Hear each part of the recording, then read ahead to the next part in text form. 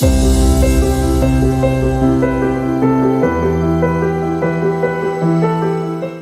original start was actually not by me.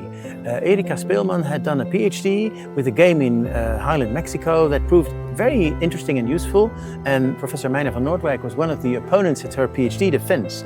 And they sort of hit it off and they said, we should do a project once. And then much later they didn't do one, but they needed a prime investigator, so Erika called me up. And then I was involved.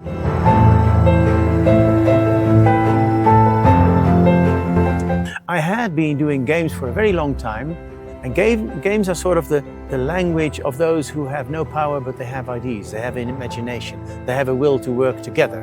And if you have those things, you can actually acquire a sort of bottom-up power, and games can help you acquire that kind of power. So the idea is to empower agroforestry communities in tropical countries so that they realize better, we're in this together. And maybe if we work together, we can actually improve the situation for everybody of us. All the relations that and the learning that I have made myself. I mean, I'm not particularly a young man, but I have met so many very motivated and warm people who really care for what they are doing. It's very inspiring. It helps me also to go on working on these things. As far as results go, maybe you were expecting me to say that, it's too early to tell. But I do see here and there, for instance also here in Kenya, there are some seeds of enthusiasm and perhaps change that might very well come to fruition.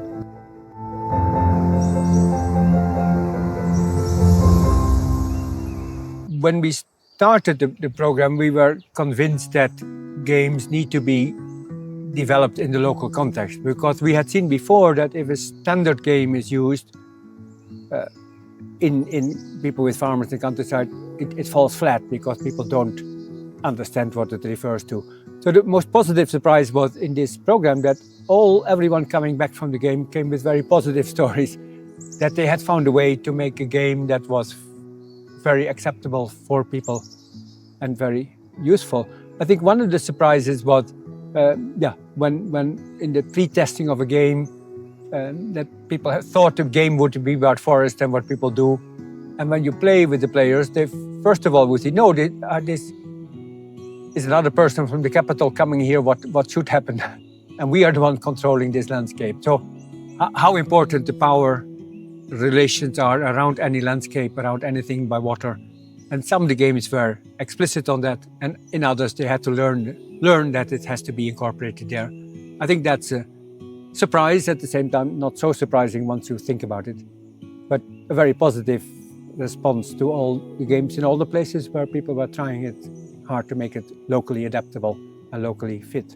Yesterday we were in Nanyuki, in the place where Charles has been developing games, and I think, we saw very positive things, that a number of conflicts have been partly resolved, that once people have a more shared understanding of what's happening with water, they can find ways that compromise, or can find ways for everyone to live within that same landscape. And I think the games do help to get in that phase of going from conflict and we are fighting, these people are bad, and towards understanding everyone else in that landscape and using then that to find new solutions. So the game is not bringing the solution as such, but it helps people to understand what's going on and then find their own solution within that.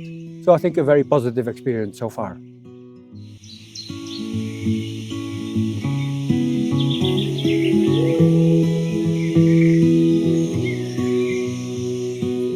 There is some ideas about what steps you can take to develop a game that is relevant for a certain setting. I think we found that beyond the standard thing, there are many other ideas as well that people can be useful. So at the moment we are working on what we call a source book that collects all the different ideas that people found useful in developing their own game for their own setting, their own context. And we hope that will be useful. We don't think that people will take these games and replicate them as such in a new location, because then probably they wouldn't work.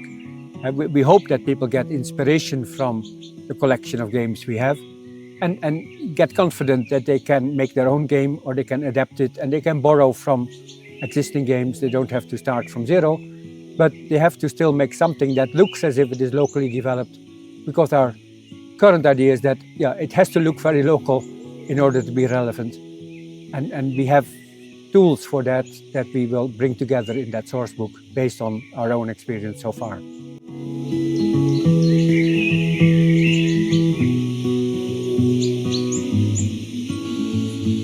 In the SESAM program, we had a lot of PhDs working in different contexts, in different continents, different countries, and they all developed their own games in collaboration very often with the local stakeholders.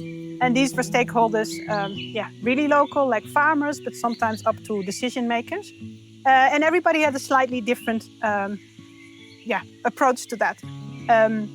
Next to that, also several of the PhDs, they did kind of an adaptation of games. So that makes it a little bit different. The local stakeholders might not have fully been included in the development, but they've been included in the adaptation, which also showed us some lessons on how easily you can adapt games and therefore maybe be in the future a bit more efficient on the use of games.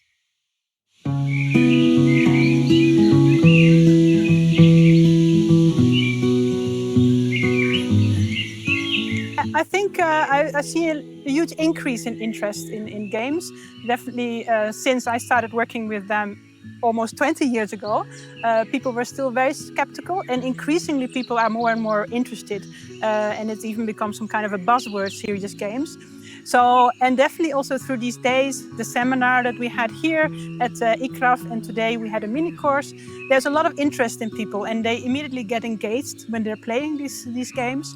So it shows that there is a huge interest, and I think there's also a huge need, because the world is increasingly on fire. There's lots, very large societal problems that cannot be solved by just technical solutions. And increasingly people are starting to acknowledge that there is more than just a technical solution. It's about people making decisions in their own context in relation to others. And with these games you can perfectly make a combination of more the technical functioning of the systems and potential solutions or adaptation to the management that people have now, and trying to gain insight in how people make decisions as a collective or in a group.